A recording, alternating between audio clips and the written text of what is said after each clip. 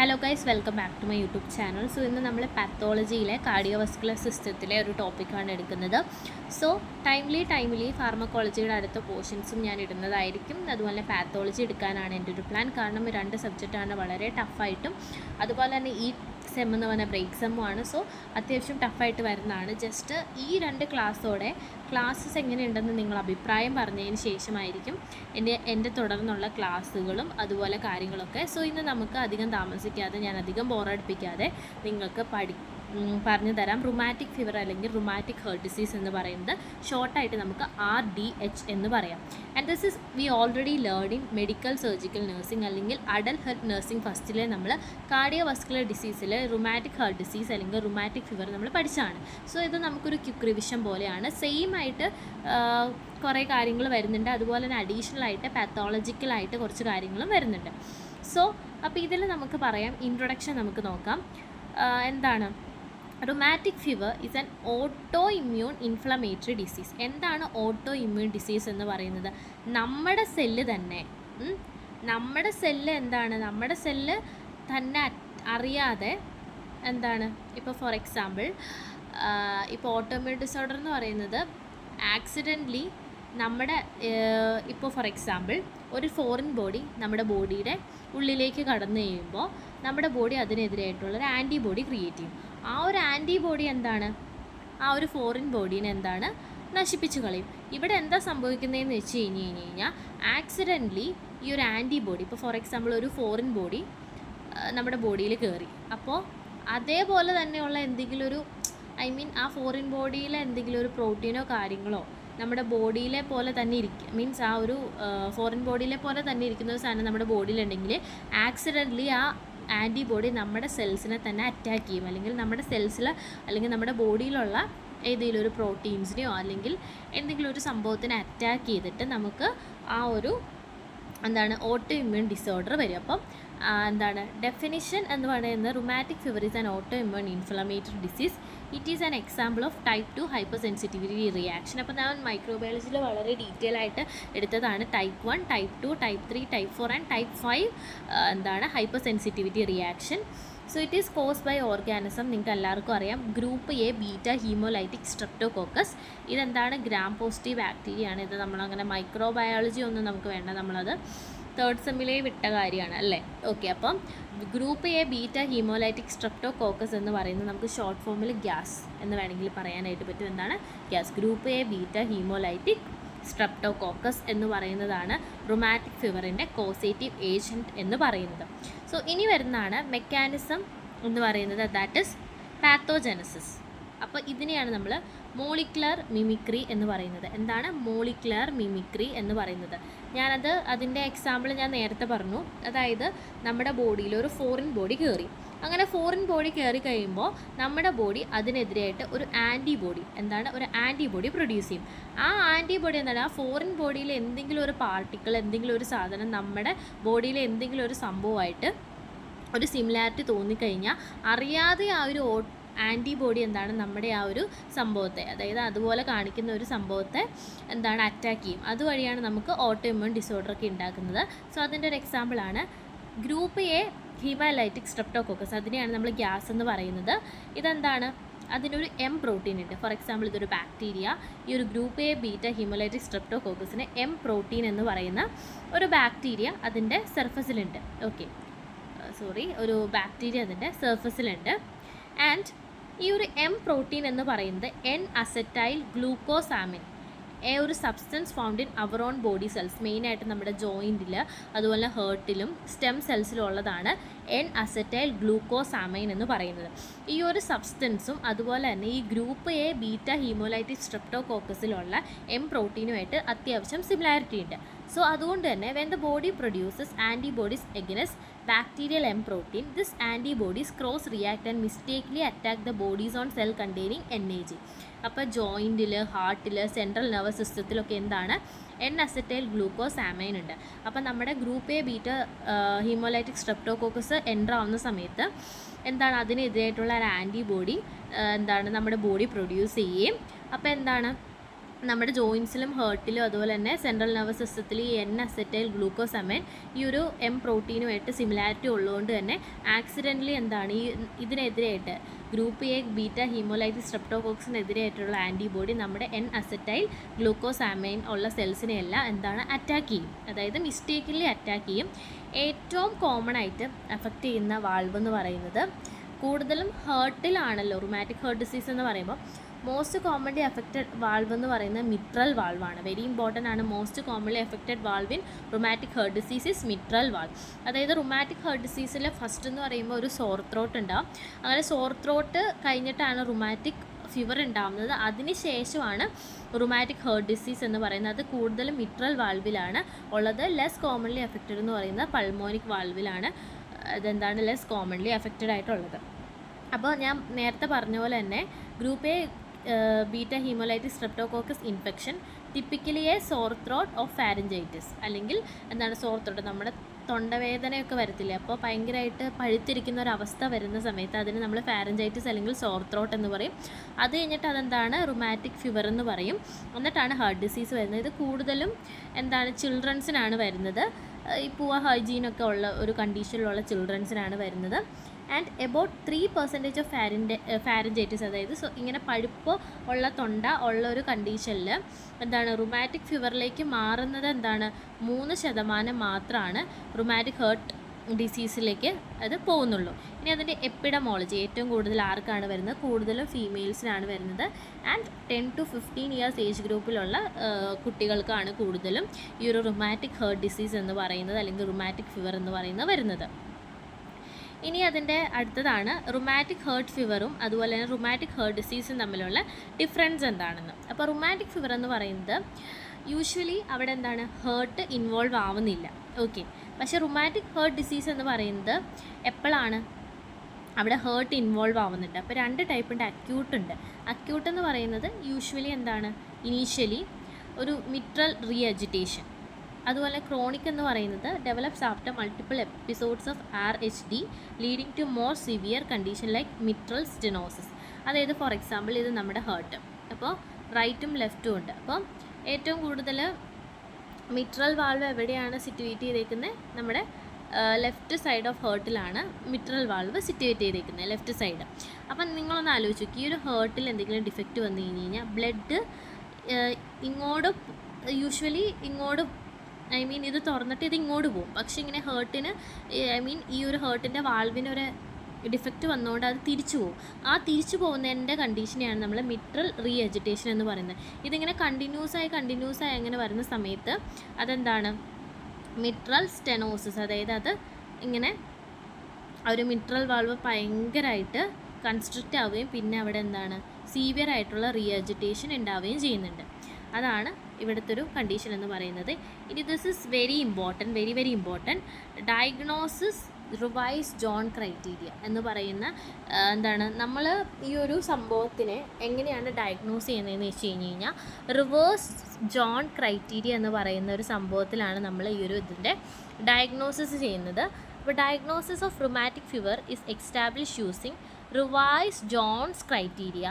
A patient must have a positive history of group A beta hemolytic infection, അതായത് positive blood test for anti-DNase antibodies or anti-streptolysin or titer. In addition, the patient must meet one of the following 2 combination, അതായത് ഒരു 2 major criterion, ഒരു major criterion, 2 minor criterion. ഇത്രയും കാര്യങ്ങളാണുള്ളത്. അതായത് rheumatic heart disease അല്ലെങ്കിൽ group A beta haemolytic streptococcus എന്ന് പറയുന്ന നമ്മുടെ rheumatic heart ഡിസീസോ ഫീവറോ നമ്മുടെ ബോഡിയിലുണ്ടെങ്കിൽ ചില ക്രൈറ്റീരിയ, അതായത് ചില റൂൾസ് ആൻഡ് റെഗുലേഷൻസ് എന്താണ് ജയിച്ചാൽ മാത്രമാണ് ഈ ഒരു ഇത് നമ്മുടെ ആൾക്ക് ആ ഒരു റുമാറ്റിക് ഹേർട്ട് ഡിസീസാണ് ഡയഗ്നോസിസ് എന്ന് പറയുന്നത്. അപ്പോൾ റിവൈസ്ഡ് ജോൺസ് ക്രൈറ്റീരിയ എന്നാണ് പറയുന്നത്.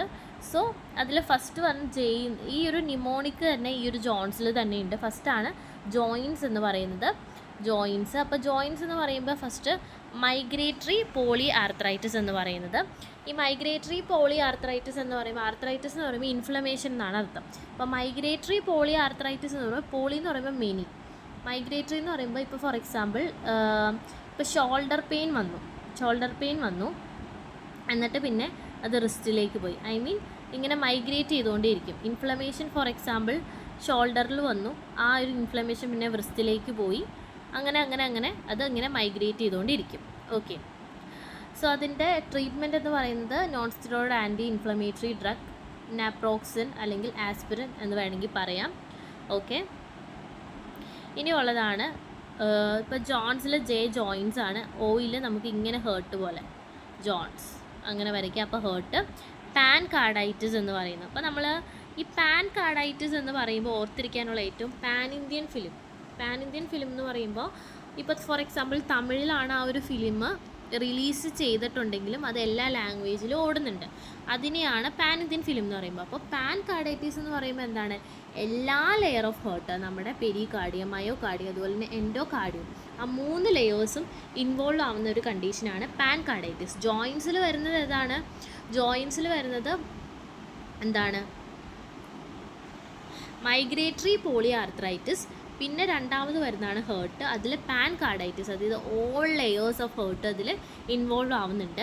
And this is very important. ഇതിൽ ഫസ്റ്റ് വണ്ണാണ് പെരികാർഡൈറ്റിസ് എന്ന് പറയുന്നത്, ഇൻഫ്ലമേഷൻ ഓഫ് പെരികാർഡിയം. അപ്പോൾ അപ്പിയറൻസ് എന്ന് പറയുന്നത് bread and butter pericarditis, a type of fibrinous pericarditis. അപ്പോൾ നമുക്ക് പെരികാർഡിയൽ ഫ്രിക്ഷണൽ റബ്ബ് നമുക്ക് കാണാനായിട്ട് പറ്റും. അതുപോലെ ST സെഗ്മെൻറ്റ് എലവേഷൻ, അതിൻ്റെ ഒരു ട്രീറ്റ്മെൻറ്റ് എന്ന് പറയുന്നത് സ്റ്റെറോയിഡാണ്. ഈ പെരികാർഡൈറ്റിസിൽ heart bread and butter appearance ഇതുപോലെ ആയിരിക്കും ആ ഒരു പെരികാർഡൈറ്റിസിൽ. ഇതിൻ്റെ ട്രീറ്റ്മെൻറ്റ് എന്ന് പറയുന്നത് സ്റ്റെറോയിഡ്സ് ആണ്. ഓക്കെ, അതുപോലെ ST സെഗ്മെൻറ്റ് എലവേഷൻ ഉണ്ടാവും, അതുപോലെ ഒരു ഫ്രിക്ഷണൽ റബ്ബ് നമുക്ക് കാണാനായിട്ട് പറ്റും.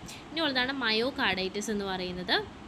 അപ്പോൾ acute congestive heart failure and pulmonary oedema, അതായത് ഈ ഒരു മയോകാർഡൈറ്റിസ് എന്ന് പറയുന്നത് centre portion of the layer of the ഹേർട്ടാണ്. അവിടെ എന്താണ് നമ്മൾ അവിടെ ഒരു ഇൻഫ്ലമേഷൻ വന്നു കഴിഞ്ഞ് കഴിഞ്ഞാൽ കൺജസ്റ്റീവ് ഹേർട്ട് ഫെയിലിയർ, അതുപോലെ പൾമണറി എഡീമ വരും. അതിൻ്റെ എക്സാമ്പിളാണ് diuretics, Lasix diuretics, morphine nitrate, അതുപോലെ തന്നെ oxygen and patient positioning elevated, head to bed.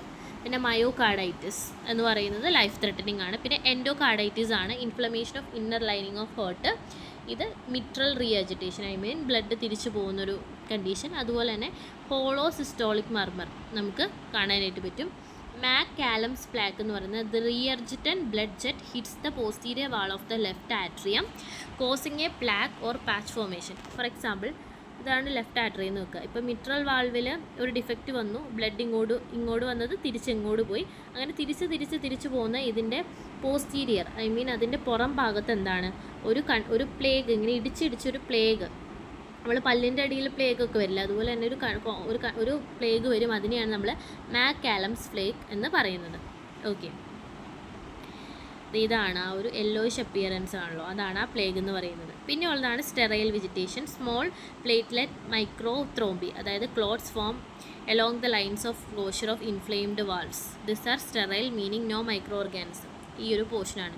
പിന്നെ കാരീസ് കൂം മർമർ എന്ന് പറയുന്നത് a mid diastolic flow murmur cause by increased volume of blood flowing from the left atrium to left ventricle due to prior regurgitation. അപ്പോൾ Carey's Koum murmur എന്ന് പറയുന്നത് എന്താണ്, left ആട്രിയത്തിൽ നിന്ന് left വെൻട്രിക്കിളിലേക്ക് നമ്മൾ എന്തായാലും ബ്ലഡ് പോകുന്നുണ്ടല്ലോ, പക്ഷെ അത് തിരിച്ചു പോകും. അങ്ങനെ തിരിച്ചു പോകുന്ന സമയത്ത് എന്താണ്, ഓവറായിട്ട് അവിടെ ബ്ലഡ് തങ്ങി നിൽക്കും. അങ്ങനെ തങ്ങി നിൽക്കുന്ന സമയത്ത് നമുക്കിങ്ങനെ ഓസ്കൽറ്റേറ്റ് ചെയ്ത് നോക്കി കഴിയുമ്പോൾ ഒരു മർമർ കോസ് ചെയ്യും. അതിനെയാണ് കാരീസ് കൂംസ് മർമർ എന്ന് പറയുന്നത്. ഇപ്പോൾ ക്രോണിക് ഫേസിൽ ഇങ്ങനെ റിപ്പീറ്റഡ് അറ്റാക്കായിട്ട്, ഇങ്ങനെ മീൻസ് റിപ്പീറ്റഡ് ആയിട്ട് റിയജിറ്റേഷനും അതുപോലെ തന്നെ അതുവഴി എന്താണ് ഒരു മാക്കാലംസ് പ്ലാക്കും ഒക്കെ ഇങ്ങനെ ഉണ്ടായി അത് ഫൈനലി എന്താണ് ആ ഒരു വാൾവിൻ്റെ അവിടെ ഒരു ഫിഷ് മൗത്ത് അപ്പിയറൻസ് വരും. അതാണ് ഇവിടെ വരുന്നത്. പിന്നെ ഉള്ളതാണ് ഇപ്പോൾ നമ്മൾ ജോയിൻസിൽ ജോയിൻസ് പഠിച്ചു, ഓയിൽ ഹേർട്ട് പഠിച്ചു, പാൻകാർഡൈറ്റിസ്.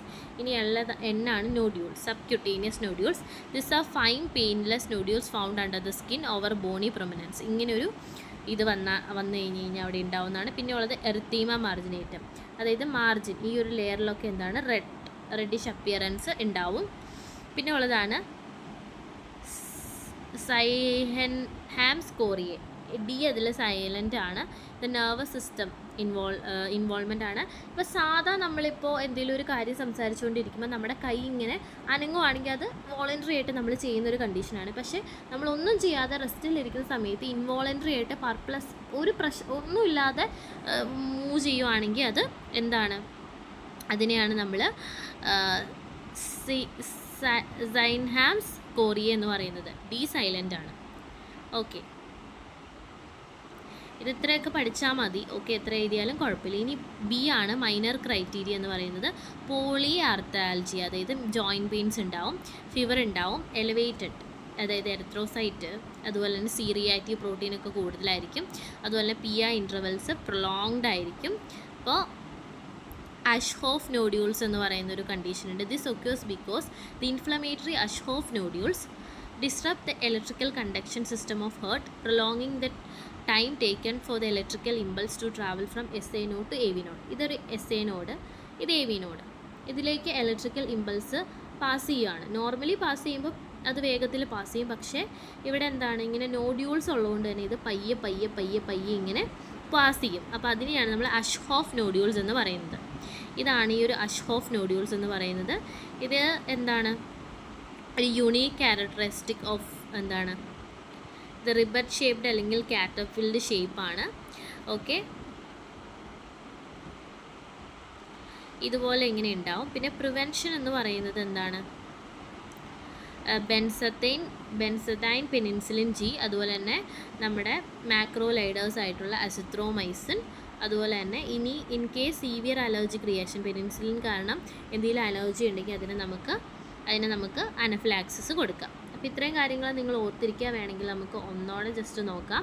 ഡെഫിനിഷൻ എന്ന് പറയുന്ന റുമാറ്റിക് ഹാർട്ട് ഡിസീസ് എന്ന് പറയുന്നൊരു ഓട്ടോ ഇമ്മ്യൂൺ ഇൻഫ്ലമേറ്ററി ഡിസീസാണ്. ഇത് കോസ് ചെയ്യുന്ന group A beta haemolytic streptococcus ആണ്. ഇത് ഇതിൻ്റെ മോളിക്കുലർ മിമിക്രി, അതാണ് അതിൻ്റെ പാത്തോജെനസിസ് എന്ന് പറയുന്നത്. അതിൻ്റെ ഡിഫറൻസ് മനസ്സിലായി. പിന്നെ ജോയിൻറ്റ്സ് അതായത് അതിൻ്റെ ക്രൈറ്റീരിയ ജോയിൻറ്റ്സ്, അതിനെയാണ് മൈഗ്രേറ്ററി പോളിയാർത്രൈറ്റിസ് ഫസ്റ്റ്, പിന്നെ ഹാർട്ട് പാൻകാർഡൈറ്റിസ്, പിന്നെ അതുപോലെ തന്നെ നോഡ്യൂൾസ് ഉണ്ടാവും, അതുപോലെ തന്നെ എന്താണ്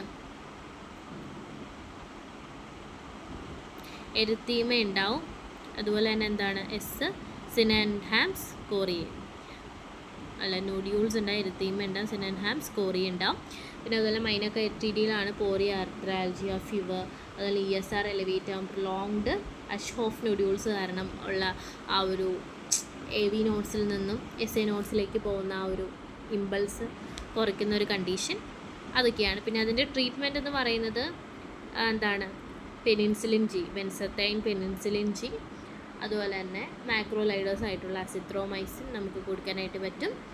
ആൻഡ് മോസ്റ്റ് ഇമ്പോർട്ടൻ്റ്ലി എന്താണ്, അതിന് എന്തെങ്കിലും അലർജി ഉണ്ടെങ്കിൽ നമുക്ക് എന്താണ് ആ ഒരു നമ്മുടെ അനഫിലാക്സിസിൽ കൊടുക്കാനായിട്ട് നമുക്ക് അഡ്രിനാലിൻ നമുക്ക് കൊടുക്കാം. അനഫിലാക്സിസ് അഡ്രിനാലിന് നമുക്ക് കൊടുക്കാനായിട്ട് പറ്റും. ഏറ്റവും അനഫിലാക്സിസ് റിയാക്ഷനിൽ ഏറ്റവും ഡ്രഗ് ഓഫ് ചോയ്സ് എന്ന് പറയുന്നത് എന്താണ്, അനഫിലാക്സിസ് ആണ്. പിന്നെ ഇത് വരാതിരിക്കാൻ വേണ്ടി നമുക്ക് വേണമെങ്കിൽ അസിത്രോമൈസിനൊക്കെ കൊടുക്കാം. അത് പിന്നീട് അതൊരു ഹാർട്ടിലേക്ക് ഫീവർ, അതൊരു റുമാറ്റിക് ഹാർട്ട് ഡിസീസായിട്ട് മാറാതിരിക്കുക. അപ്പോൾ ഇത്രേ ഉള്ളൂ. അപ്പോൾ ഈ ഒരു ക്ലാസ് നിങ്ങൾക്ക് ഇഷ്ടപ്പെട്ടെങ്കിൽ ഇത്രയൊക്കെയാണ് നമ്മൾ എഴുതുന്നത്. ഇത് നിങ്ങളെല്ലാം കറക്റ്റായിട്ട് എഴുതണമെന്നില്ല. നിങ്ങൾ ജസ്റ്റ് ആ ഡെഫിനിഷൻ, ആ ഒരു മെക്കാനിസം, അതുപോലെ തന്നെ ആ ഒരു ഇതെന്തായാലും ജോൺസ് ക്രൈറ്റീരിയ ജസ്റ്റ് എന്താണെന്ന് മനസ്സിലാക്കുക. ആൻഡ് ചില പോയിൻറ്റ്സ് അവിടെ ഹൈലൈറ്റ് ചെയ്യുക. പിന്നെ അതിൻ്റെ ട്രീറ്റ്മെൻറ്റ് അങ്ങനത്തെ കാര്യങ്ങളൊക്കെ ഹൈലൈറ്റ് ചെയ്താൽ പിന്നെ കുറച്ച് പിക്ചേഴ്സ് വരയ്ക്കുക. That is always okay for that. അപ്പോൾ ഇത്രയാണ് ഈ ഒരു ഇത് പഠിച്ചാൽ തന്നെ നിങ്ങൾക്ക് നല്ല മാർക്ക് റുമാറ്റിക് ഹാർട്ട് ഡിസീസ് അല്ലെങ്കിൽ റുമാറ്റിക് ഫീവർ ചോദിച്ചു കഴിഞ്ഞാൽ നിങ്ങൾക്ക് എഴുതാനായിട്ട് പറ്റും. അപ്പോൾ എൻ്റെ വീഡിയോ ഇഷ്ടപ്പെട്ടെങ്കിൽ നിങ്ങൾ ലൈക്ക് ചെയ്യുക. എന്ത് സജഷൻസ് ഉണ്ടെങ്കിൽ നിങ്ങൾ കമൻറ്റ് ചെയ്യുക. ഫീൽ ഫ്രീ എന്നാണ് ഞാൻ പറയുക. എന്തെങ്കിലും ഉണ്ടെങ്കിൽ എനിക്കത് ചേഞ്ച് ചെയ്യാൻ വേണ്ടിയാണ്. സോ നല്ലപോലെ പഠിക്കുക. And pathology is very beautiful subject, pharmacology too. അങ്ങനെ നമുക്കതങ്ങനെ കണ്ടിന്യൂ ചെയ്ത് പോവാം.